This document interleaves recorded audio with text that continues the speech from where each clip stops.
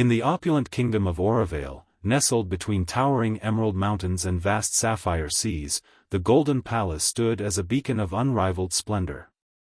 Its spires pierced the heavens, adorned with jewels that caught the sunlight and scattered rainbows across the manicured gardens below.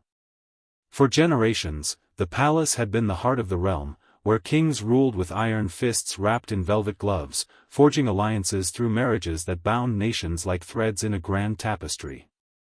But on this fateful evening, as the sun dipped below the horizon and painted the sky in hues of crimson and gold, the palace buzzed with an anticipation that bordered on frenzy.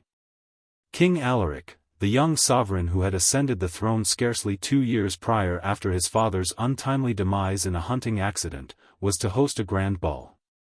Not just any ball, but one designed to select his bride from among 100 princesses, each invited from distant lands to compete for his hand, and with it, the power to shape Aurivale's future.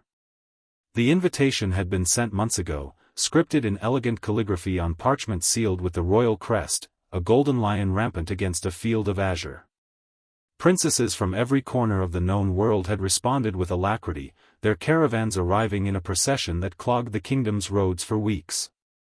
There was Princess Lysara of Vealoria, whose desert kingdom boasted endless dunes and ancient pyramids, her entourage laden with spices and silks that filled the air with exotic scents.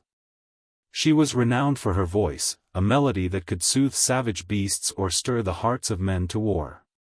Then came Princess Zara of the Saffron Isles, a chain of volcanic islands where the seas teemed with mythical creatures and the air hummed with the whispers of ancient spirits. Zara's magic was subtle yet profound. She could weave illusions from thin air, conjuring visions that danced like fireflies in the night. From the frozen north arrived Queen Ingrid of Frostheim, though she was but a princess in title, her realm a land of eternal winter where ice palaces gleamed under the aurora borealis. Her furs were as white as snow, and her eyes as cold as the glaciers she commanded.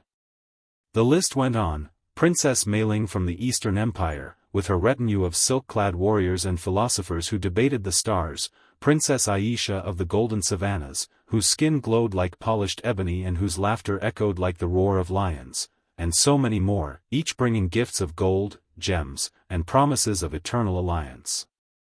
The palace staff had worked tirelessly to prepare, transforming the grand ballroom into a wonderland of crystal chandeliers, marble floors polished to a mirror sheen, and walls draped in tapestries depicting heroic tales of Aurivale's past. Tables groaned under the weight of feasts, roasted peacocks adorned with feathers, fruits from enchanted orchards that never withered, and wines aged